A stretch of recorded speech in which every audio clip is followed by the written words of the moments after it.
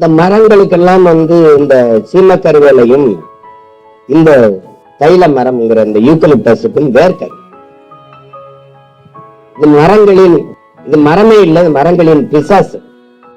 இந்த தைல மரத்தை நடுவதனால என்ன ஆயிருதுன்னா, அது வேர்க்காதுன்னா கடல் சூரிய ஒளியால் நீராவியாகி ஈரப்பதமாக மிதந்து வந்து அதுதான் மேகமாக மாறும்.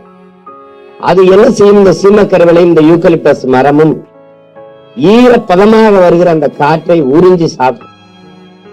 அதுக்கு வேர்க்காது, ஆனால் மேகமாகிறதுக்கு முன்பு அந்த ஈரப்பதத்தை உட்கொண்டு அதை மேகமாகவே உருவாக விடாமல் தடுக்கும்.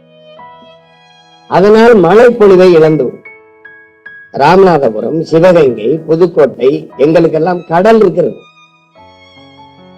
ஆனால் மழை பொழிவில்லை. நாங்க வறண்டு இருக்கிறோம். காரணம் மழை இல்லை, அதனால மழை இல்லை.